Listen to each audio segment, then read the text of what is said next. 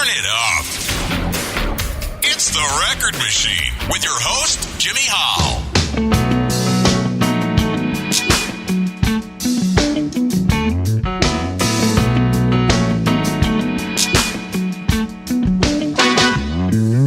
You may be looking for someone to blame. You seem to treat the ladies all the same. You better believe what comes out of my mouth. Oh, you can take your attitude and bring it down south. It's so easy to see what you're doing's all wrong. You better be fixing and moving along. Oh, here's a phrase, it's as plain as day. It's about time that you hear what I say. You better be real with me, boy. So you better listen. Cause I said, hey, I'm a lady, so bring your tone down when you're talking to me. I said, well, maybe someday you could feel the same if you were me. You can push your weight around, but when you fight like a lady, you look like a clown. Hey, I'm a lady, you don't deserve any time from me. I said,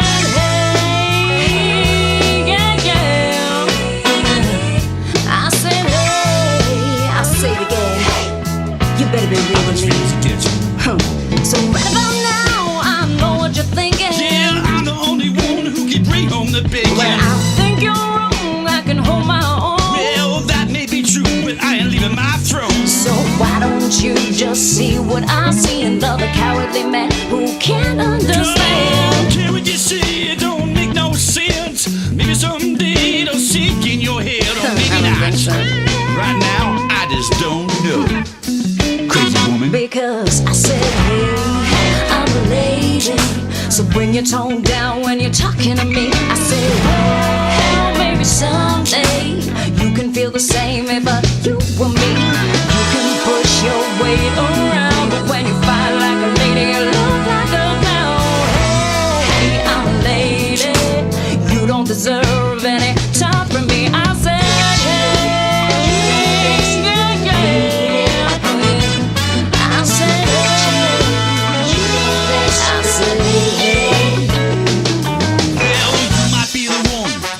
I say, oh, you gotta tone it down when you're talking to me. I appreciate a woman on her own. My thought was kind of thinking it could stand on its own. It's so easy to see you're doing all wrong.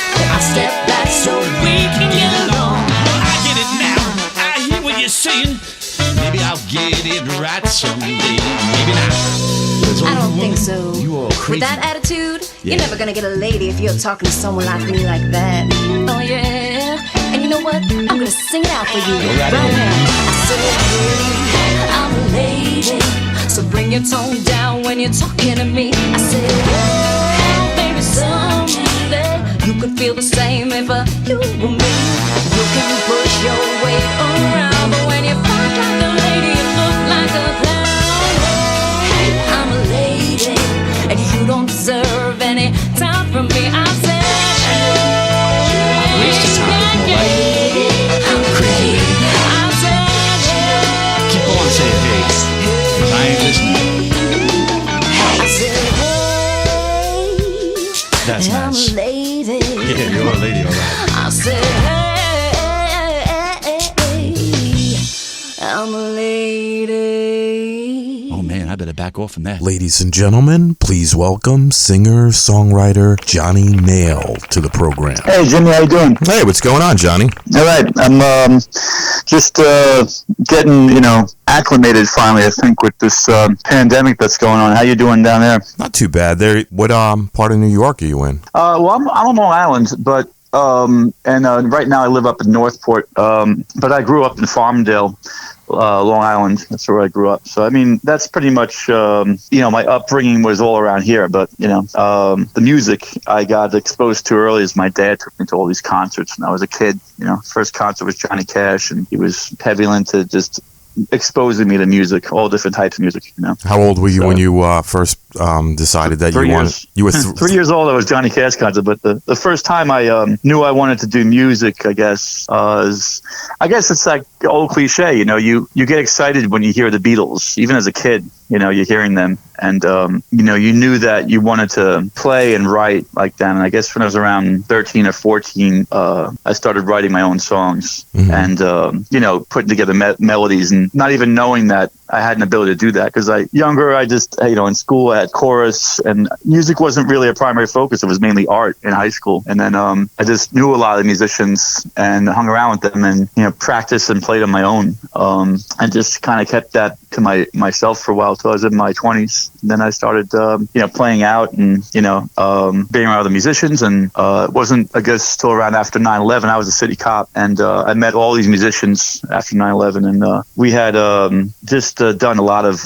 these police drumline things where all the police department would get together and do these shows after that. And I met all these musicians, Liberty DeVito and Billy Amendola from Modern Drummer Magazine, and David Fishoff. He ran the VH1 Rock and Roll Fantasy Camp. He was just getting off from doing the you know, helping out Ringo. He got Ringo's first all-star band tour together. It was like his making. So yeah, I met all these people all in like this perfect storm, I guess you'd say, of meeting people. And they didn't even know I could sing at first. They just thought I was a percussionist in the drum line, and you know, playing bass drum and cymbals and stuff. It was just bizarre. And about a year later, we did a show out at NAMM, and we were doing a lot of appearances then. And then we had to do a tribute to people who have passed from NAMM and whatnot year. And on the same day, Wilson Pickett passed away, so we did a Wilson Pickett tribute. And in the audience was Steve Ferroni, Liberty DeVito, and Don Perry. So they all watched me, you know, sing Wilson Pickett. You know, like he died while I was on stage. And I've always sung, you know, Mustang Sally and all stuff like that. So we're like, well, we're supposed to do a tribute to people of fallen, and it's only right we do a tribute to Wilson, you know. So you know, I mean, I've been told my voice is like very bluesy. You know, I'm just fortunate when I open my mouth up and sing these Wilson Pickett or Sam Cooke tunes or anything that's like, you know, I call it super feel driven vocals, that I'm able to connect that way. I just, you know, I don't know why it happens or how it happens, but you know, I was always trained, you know, in the traditional way of singing when I was younger. And at some point, my voice just changed overnight and got to this heavy blues vocal. It was actually happened on stage around this singer and songwriter named Doug Floria. He's since passed. He passed away about 2 years ago, but he went on to play with a band called Days of the New. Oh yeah. And him and Kim Cantwell, they're both from Farmingdale, where I grew up, and they all went off to do all great things. And they wound up opening for the Foo Fighters and all stuff. So it's weird how you connect with musicians, and then, you know, through the police department, I kind of got away from it, but being in the police department brought me right back to it. So, you know, just really interesting how that happens. I mean, it's just, I'm very fortunate. That's really the bottom line. How long were you a police officer for? I was a police officer from 95 to 2005. So about 10 years. I wound up having open heart surgery, and I had to stop. You know, they wouldn't let you work anymore after that, you know? Yeah, I could see why. Yeah. So, you know, I don't get too much into my police career, but I will say that it makes you experience life, you know, at times it's like times 1,000, and at other times it's like it's always faster.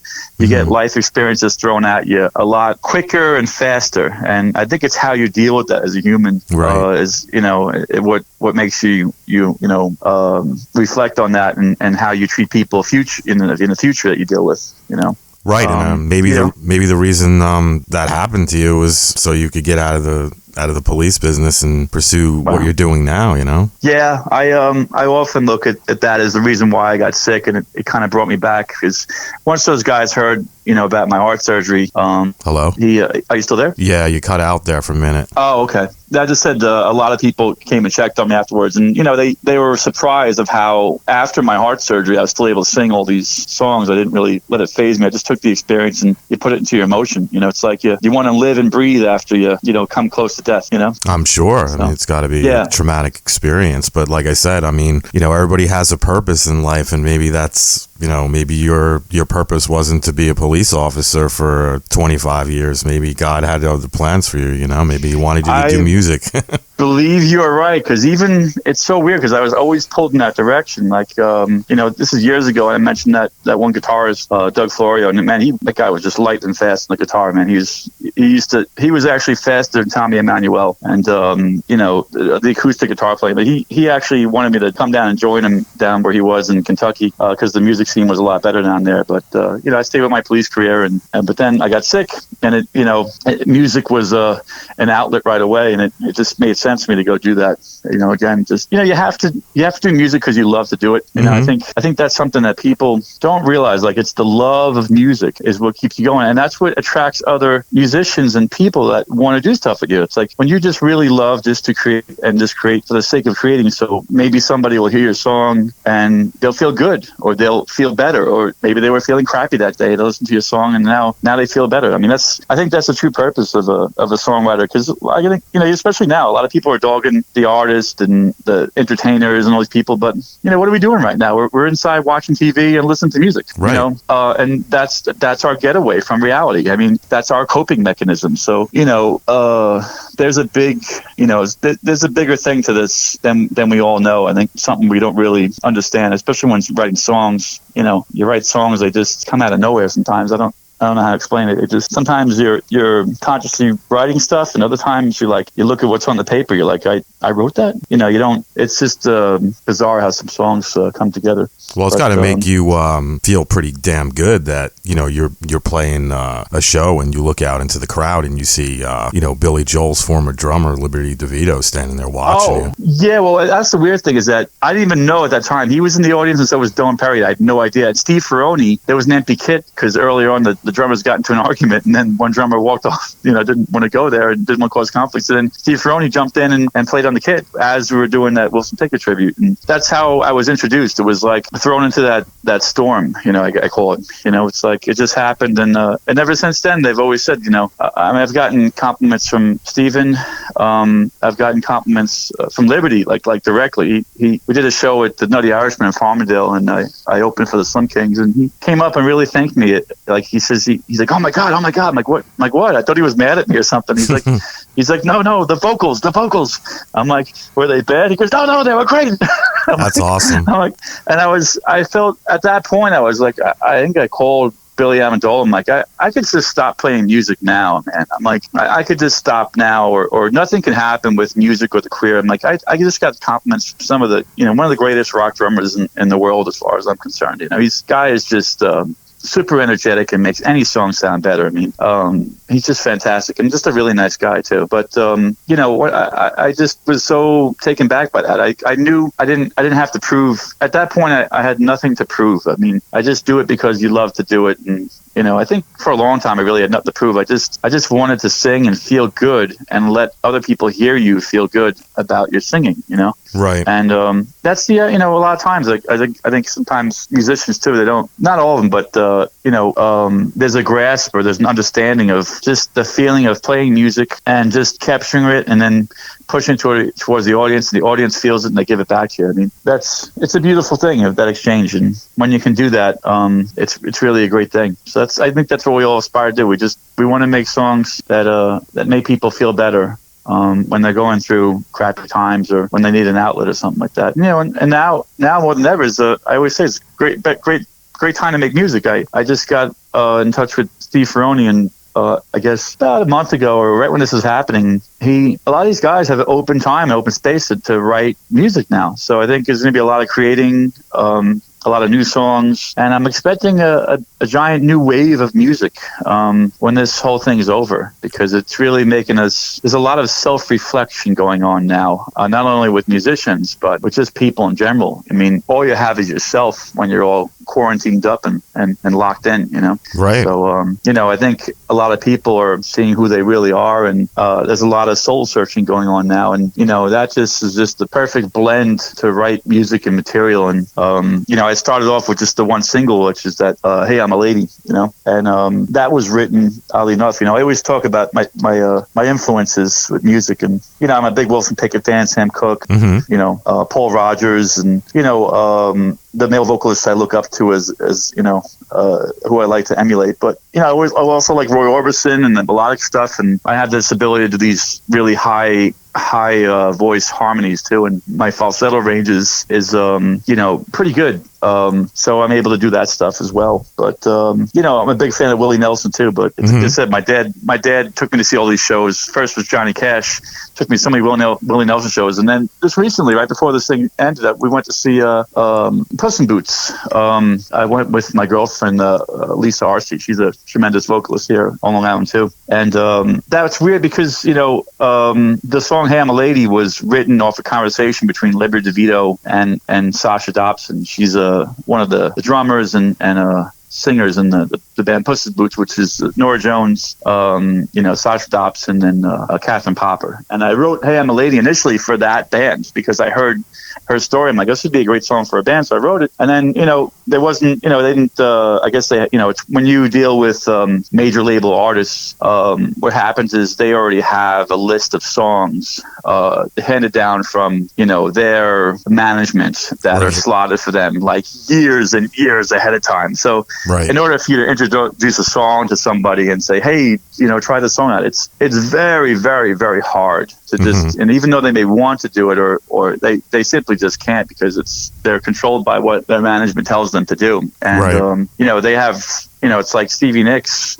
She's got probably, thousands of songs and only hundreds of them have been produced, So it just goes to show like what really gets out there at the end of the day. So I said, well, it's a good song. And I think, every good song could find its way. And I reached out to Steve Ferroni and said he'd play the drums on it. And I got Tony Franklin.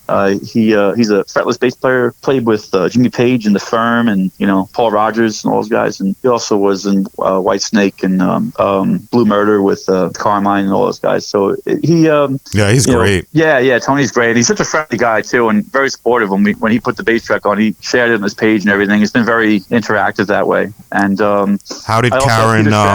How did Karen came about? Well, it's weird too because this song, oddly enough, and I tried to get all these different singers to, first they were suggesting like, see if you can get Bonnie Raitt to sing it, and see if you can get, different people. So I was reaching out very high end people, but like I said, it's very hard for those people to say, oh yeah, I'll do it, because a lot of them don't have that free range ability to just say I can do anything. They have management that controls what they do. Right. So I reached out to a number of local singers. I had different ones demo it, and in the end, we got Karen because Karen had this ability to sing. She sang on stage with me one time. She sang the Lucas Nelson tune, "Find Yourself." She sang the Gaga part, and so I was doing the Lucas part, and she was doing the Lady Gaga part. And I realized at that moment, like, wow, she's got an incredible ability to sound like Lady Gaga or emulate these different singers. I'm like, she could do this vocal. So she was more than happy to do it. She got in and got in the studio with it's my former label, Chrome Orange, and then they cut the vocal tracks, and off it went, and we got that first track. So, and then the next set of songs is going to be all Kenny Aronoff. Now, I got in touch with Kenny, and I think Liberty had put the good word in for me, because right after I did that show, or right around that show I did with him at the Nutty Irishman, he was filming Hired Gun, and Kenny was playing drums with Lib on all that stuff. And they have a very similar style, very hard-hitting energy, very, get into the groove type energy. And I reached out to Kenny, and he liked my vibe and everything and what I was about. And he played six more tracks with me. So now I have those tracks to produce. We're probably going to put them out, I don't know, I guess as soon as we can, maybe early summer or something like that. And then I have another project with Kenny and another project with Steven. So and I even have another integrated project with Lisa Pellicone Arcee. She's my girlfriend. She's a singer too. She's going to be doing her own solo album as well. So I'll be helping with that. So there's a lot of these music projects are getting out. But the other songs, aside from "Hey I'm a Lady," I have a lot of tunes that Kenny put a lot of energy. I'm hearing the tracks, and you listen to it. It's like this is Kenny Aronoff playing in your songs. It just adds a different energy. Then you know it's Kenny playing. Especially like certain tracks, his playing really comes out. Like I wrote almost like it's hard to explain. It's like a J.J. Cale inspired, Merle Haggard type morphing song. I inspired. Sounds cool. Where it has like the J.J. Cale, simplicity to it, but it also has these, storyline lyrics that Merle Haggard would write, and I put that into almost like a comedy type of way of writing. I'm not really comedic, but kind of goofing on the how a guy goes through life, and a girl he knows cheats on him with another guy, and how he chases him off and winds up with the girl at the end. But it's like it's a fun song. And it has this upbeat rhythm to it that only Kenny, I think, could. Amongst. Steven could have easily done it, or Lid, but you could definitely know it's Kenny when he's playing it. And I knew. I guess I feel the song's good because at the end of the song, he's like, he said, yeah. I was like, oh wow, he's like actually likes the tune. It's just you hear all this stuff and you hear these people and you hear the enthusiasm and you're like, you realize that there's something there, and you have to get these songs out and they have to get done. And I think, that's the main thing is why we do stuff as an artist. You get inspired by something, you feel good about it yourself, and then other people start feeling good about it. Then well, they feel good about it. Then what's the public going to feel about it when it finally hits or they hear it, So, right. And, I'm independent now, so it's very, very tough to get stuff out. So when you have shows like this, your podcast is so important to indie musicians. I can't even thank you enough for calling out and reaching out. Oh, you're welcome. Yeah, and wanting me to be on your podcast. These things are so important as an indie artist because it is. Even though I have all these heavy hitters and people I know, it's still very hard to get your music out, and it's an uphill battle with that for many artists. And all we could do is wait for the next interview, wait for the next thing that comes up, and just kind of move along in that fashion, and just make our music. And there are some positives because I am involved through My Jam Music Network. This is something that was done by David Zucker, and he used to he was a writer for NBC and SNL, and then he got into doing music, and he helped me out getting some of my stuff out. He put it on iHeartRadio, and he has a network now to himself. It's called My Jam Music Network, and it's all for indie musicians and indie artists, and as well as myself putting stuff out there. I try and expose a lot of other great artists that are out there who are also in the same boat I'm in, where we're trying to get music out, but we're, kind of put off to the side by the majors. The majors don't really want to put us in the forefront because, they only have a certain set of people they want to push and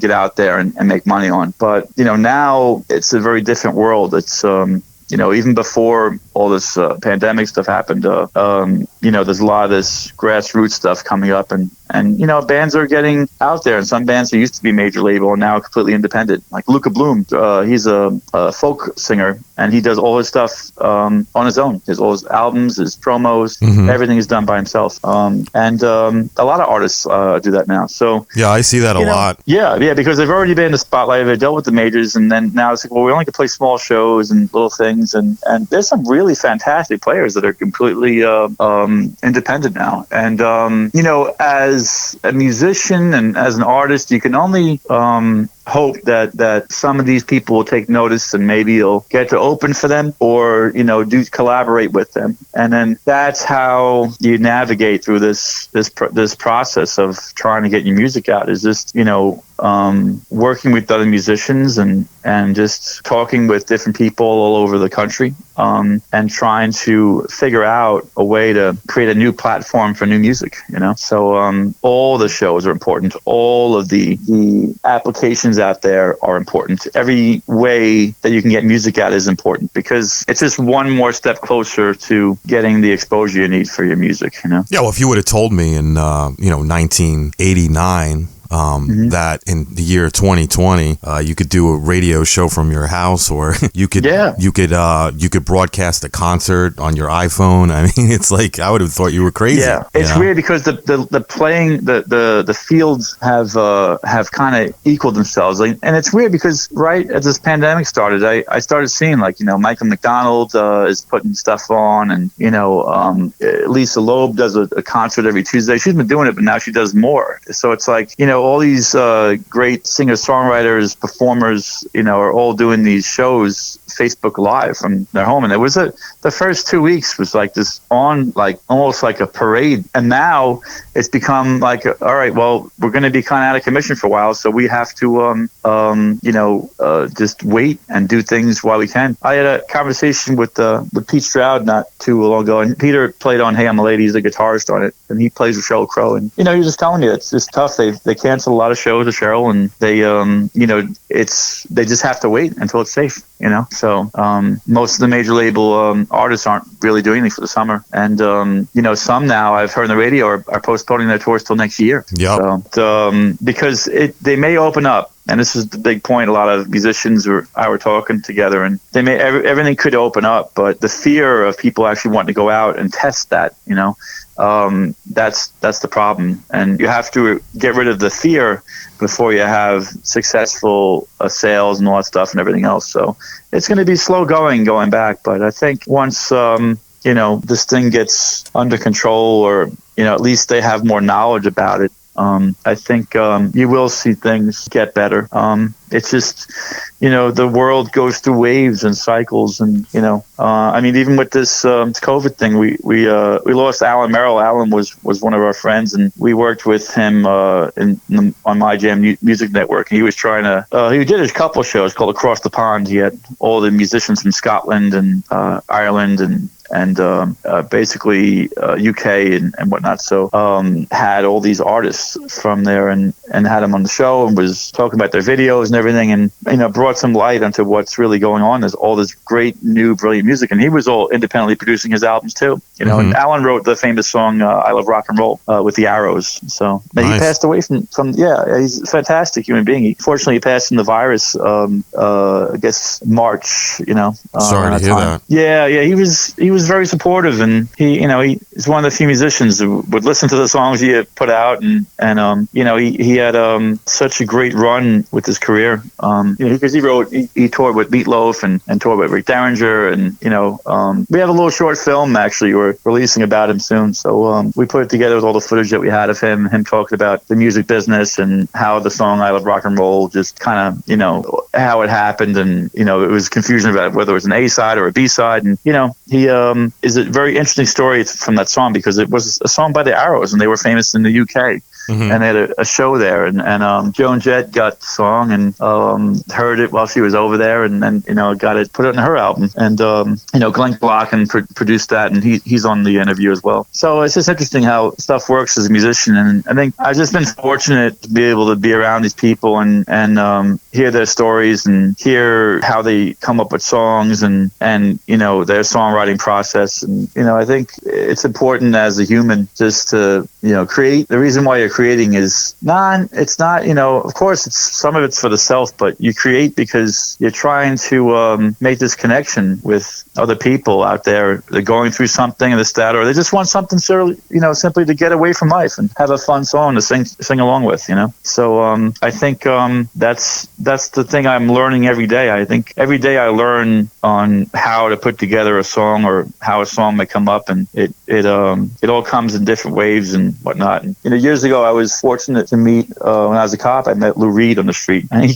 just got off the subway and was walking to this John Lennon concert. I'm like, oh wow, Lou Reed. I'm like, how you doing? He's like, I'm all right, and cool. and I don't want to curse on the program, but he said to me, what are you doing? He was in for the John Lennon concert, and they were doing this stuff. I'm like, what song you sing? He goes, I don't freaking know. It wasn't freaking. He goes, one of those Lennon tunes. I'm like, oh, okay, great. So that's cool. His attitude, yeah, he had this real, I'll ride the subway, I'll walk in the city streets, I don't, care attitude. And in interviews, he always would say, as like a radio playing in my head all the time. And after I met him, something happened, something clicked in my head. After meeting him is that I suddenly was open, something clicked in my brain and was open to hearing all this material and music. And I could just sit down and just have stuff just go through me. And then material is just, on in front of me. And I have almost completed songs or nearly completed songs within a matter of minutes. It's weird how I can just do that now. And I'm just very thankful. I'm at a time and place where I could do it. And, I love writing music. It's a fun craft, and now I have people to help me bring those songs to life, and I got some of the best people in the business to help me do that. It's just been a real fortunate thing. I don't know how to explain how that happens in someone's life or how you do it. Like, I think I was, like you said, God had a plan for me, and no matter what I did, I was always pulled back into music. No matter which direction I went, I tried to avoid it, going to Kentucky, and then the police department found a way to put me back into music. Yep, and then you wound up in the right place at the right time, and you got noticed, and it all went into place. Yeah, a music friend of mine, Spiros Poulos, years ago, he produced a lot of different albums, and he said, "Your life is serendipitous, John." He would say, "You were, that thing. Are you right place, the right time, or were you meant to be there?" And I don't know. It's like I don't have. I took a lot of different lessons, different people when I was growing up with guitar and whatnot. And I'm not, even with that, I'm not really formally trained. And I think it's your music has to do with the life experience and your feeling and whatnot. And what comes out of you is just the stuff you've experienced in your life, and that just comes out. Sometimes I think you're just born with something, and either you have it from day one or you discover it at some point. For me, I kind of discovered that I had a gift, I guess you'd say. Mm-hmm. And it really is a gift, because there's really no more joy that you could say. You able to sing your ass off in a song and have fun with it, and then people you're playing with, or some of these guys are heavy hitters and they're enjoying what they're hearing, and then the people love hearing it too. It's a great feeling to be able to do that, and I'm very thankful. Anytime I open my mouth and I'm able to get a song out or whatever, I'm thankful for every moment. I think that's the key, is that no matter where you are, no matter who you're singing for, no matter how large or small your audience, that if you can connect with just one person, like I have a song I wrote called Carry On, and it's about people have passed, and that you need to pull the strength in and just carry on, because that's what they want you to do. Right. And often explaining the song before I sing it, I've had people emotionally can't even handle it. And one guy, his dad passed away just like a week before, and he couldn't even stay in, and he left, and he came back, and he says, "I had to leave because I was just releasing, so to speak." He got upset, but he came back and says, "That was the greatest song I've ever heard in my life," and he thanked me for it. So what are you going to do? I mean, at this point, are you going to hold on to the stuff that you have, and you're going to wait until the new year and then release a CD? Yeah, I think it's very tough to really gauge that. I mean, I was talking to Peter about that, and he's like, "Yeah, I figured you were waiting with this," and we are waiting. But I think it's just a matter of getting the songs ready, getting them done, and making sure they're all set to go, because they still have to be worked on. I got the drums done. I got a local player over here, Lenny Rosillo. He used to play with Doug Florio. He's playing a bunch of tracks with Kenny Aronoff, and Lenny's a fantastic player, But I will have Tony Franklin will be playing on some of those too, and I have a lot more slotted for Kenny, and a lot more slotted for Steve, and other songs that aren't even fully produced yet. So there's so much material. I could wind up, we have so much time and decide what to do. I could release the first album first, or I could release the second album first. It's like whichever gets done first and whichever we feel might be better. But I am going to release an album. I know it's a single world, and everyone likes singles now. But I'm 47 now, so I'm going to have this opportunity to work with all these great people. So I'm just pretty much going to do one album, and then as soon as I can, get another album released, and then another album. All within a short amount of time. Now, will the Karen Bella song be on? Well, that one's slotted. I'm not allowed to release "Hey, I'm a Lady" because it was released for Chrome Orange. So there's some logistics there, so that will only be a single, and that's only available for digital download, and you can find that on Spotify is where the main link is. So, but you can also get it in iTunes and everything like that. So yeah, that's where you'll find that. But the albums, what about the songs "Moving On" and "Rainmaker"? Will they be on any of these Moving albums? On. That Kenny played on that. Rainmaker, Kenny played on that. The song "Carry On," that's that spiritual tune. Kenny played on that as well. That song "Send It Down the Line" is another song Kenny Aronoff played on. So they're all great tunes, and they're all going to be released. It's just a matter of finishing the material and getting everybody on there. I'm going to have Pete Stroud play on some stuff, and Tony's going to play on I think 1 or 2 songs, and that's going to be its own release. And unfortunately, I can't put "Hey, I'm a Lady" on album with that. That's got to be its own single. It's just the way it's tied up until my label decides to change the agreement, but they only want digital release of that and nothing else. Now, am I allowed to use that on this podcast? Yeah, you could play it. Yeah, you could play it. That they want you to promote it and everything. It's just my contractual agreement is this for digital downloads only for Hey, I'm a Lady, and anything future that I do now, I can release, especially anything new that I do. Still being discussed. There's still discussions right now currently on how I'm going to release the 6 Kenny Aronoff songs. I want to release them on physical copies as well as digital copies, but depending on what my contractual obligations are to my label, they may only be able for digital download as well. So that's what I'm saying, that the next album will be, I'll be able to fix physical copies. Like I have a whole album I'm doing with Steve Ferroni, and that's going to be for digital release. That's going to be for physical release as well. So you can get like CD copies, and I'm planning on doing albums as well. I kind of look at what everyone's doing right now, and a lot of the musicians are making money on like Willie Nelson right now. He's signing albums at home, talking with his dad, hanging out, and then he's planning his releases, and he signs albums, and he does a lot of things like that to help push his music.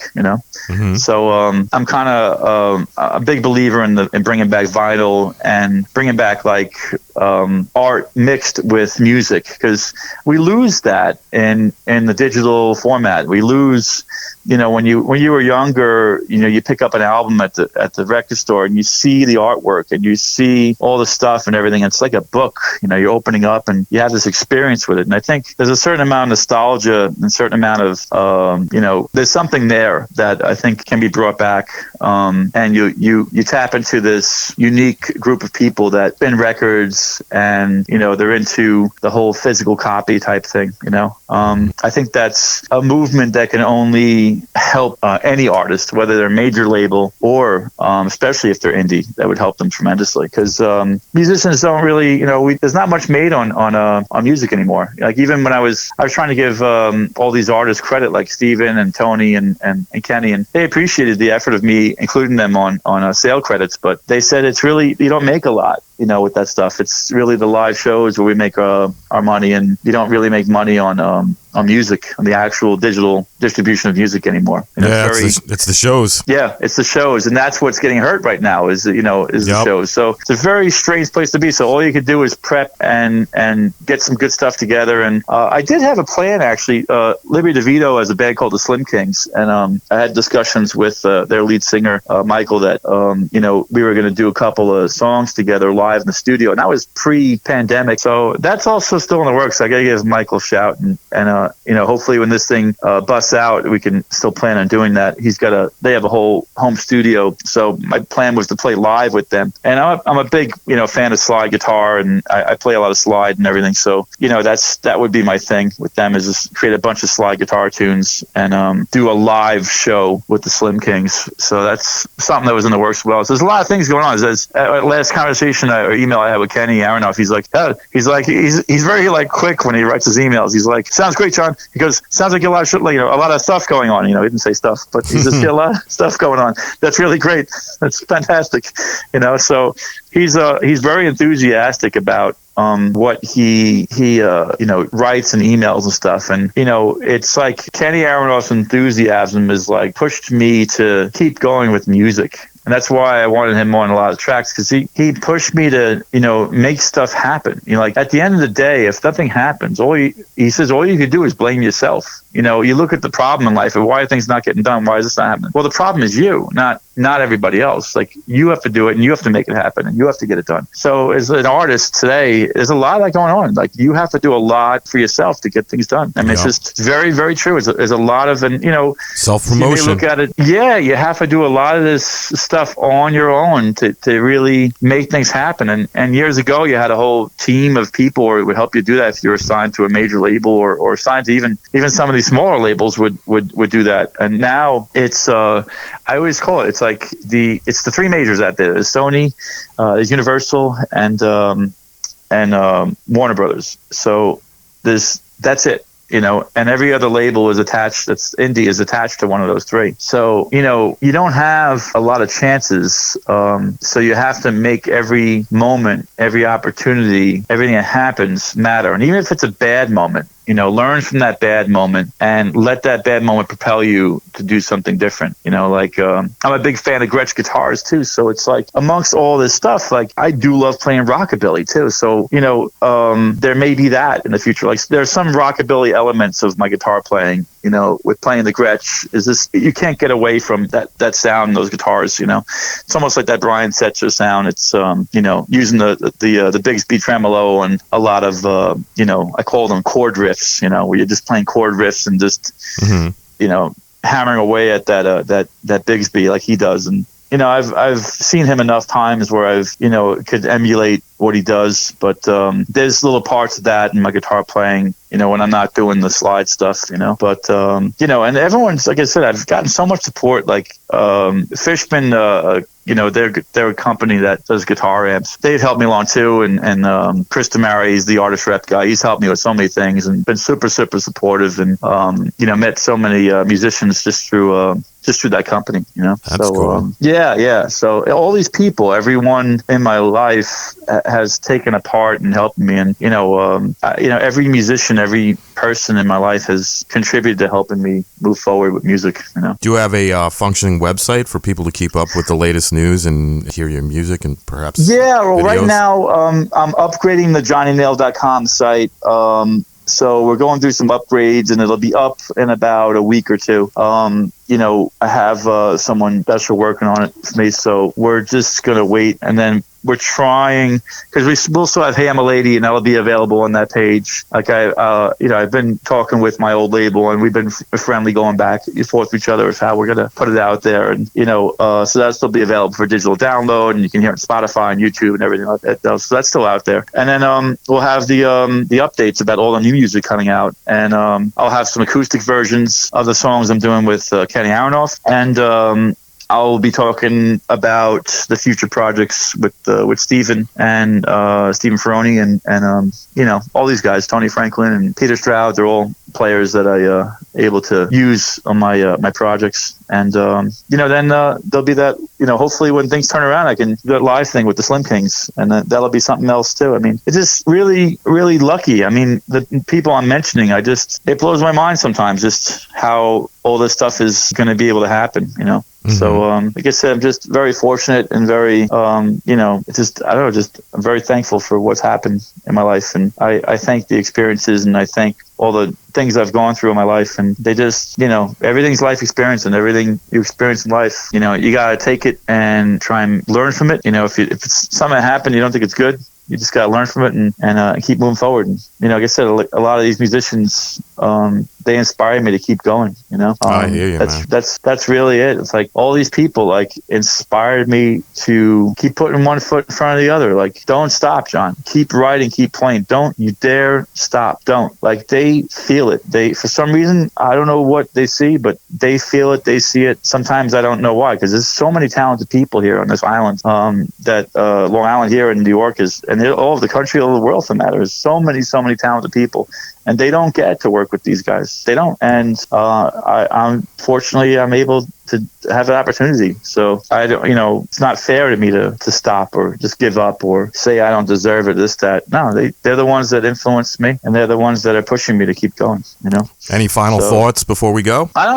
Just be good to people, When you go out there, be good to people, and everything you do should have some type of positive thing. That's why I'm still sticking with music. It's got to be for something positive. And I'm hoping to bring awareness and attention to different foundations that are out there. One I work with is called Little Kids Rock, and I want to bring attention, and they put music back in schools and everything and bring instruments into classrooms. And a guy named David Wish is a really, really, really nice person, and he's done a lot for the schools. And I just want to make sure that kids have that outlet, because I kind of had it and didn't have it growing up. And it's important, I think, that every kid growing up has the outlet of being able to make music and have that option, because you don't know where it can go, and not everyone's going to be, super famous, but music is important regardless. Pick up, play a song, sing a song, pick up a guitar, sing a song on piano. It brings people together and it makes people feel better. That's the bottom line. So that's my last message going out. Music's important, even through this pandemic. Yep, Still important. I totally agree with you, man. Yeah. I appreciate you coming on the show, Johnny. It was a great time chatting with you, and I love your music, and I could see why those guys that are working with you love your music too. And thanks, man. That means a lot. Thank you very much. And I wish you the best, man, for 2021. Stay in touch with me when that album comes out. I definitely want to have you back on, brother. Yeah, that'd be great. As soon as things are starting to look as more the finishing line, we'll get in touch, and I'll come on again. I'd love to. All right, man. Take care. Have a great weekend. All right, you too, Jimmy. Take care. All right, bye-bye. Bye-bye.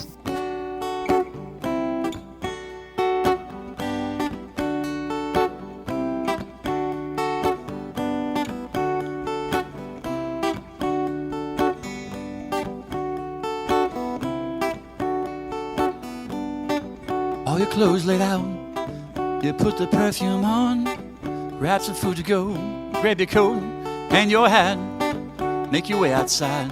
Stormy weather coming down, what's the rain to bring? Maybe wash away your sorrows. Well, that the rain's coming down to wash away your pain. And I feel that you're gonna cry away your sorrows, Rainmaker,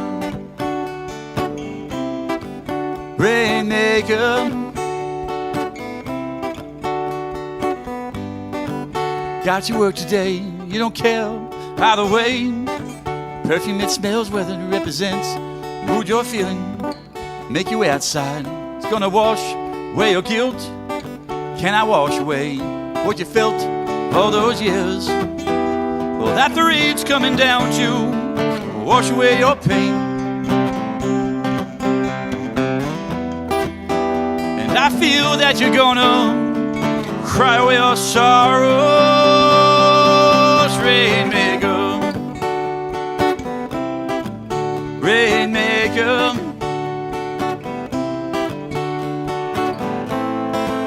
Now that the rain is pouring down for so long, so that the pain it'll make you feel can't go wrong.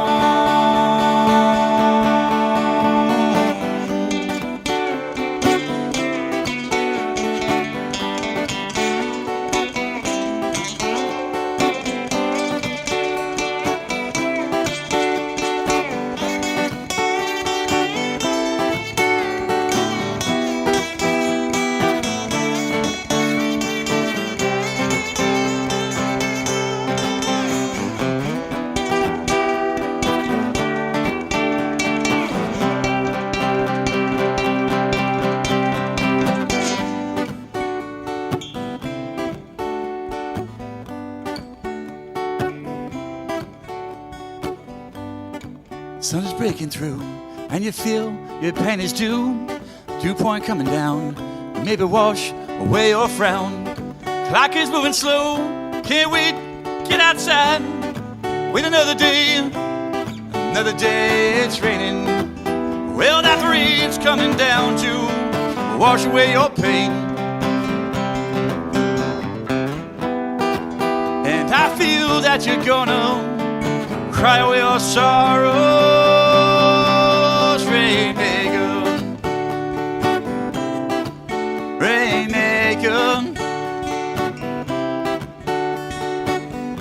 like the world's alright, but you come on down and rain, yeah. Wind up feeling used and you wind up used and cheated. He's headed for that road, don't wanna hurt her now, yeah. Now that feeling's stronger, now that you come down and rain. Now that you come down and rain. Now that you come down and rain. Now that you come down and rain. Now that you come down and rain.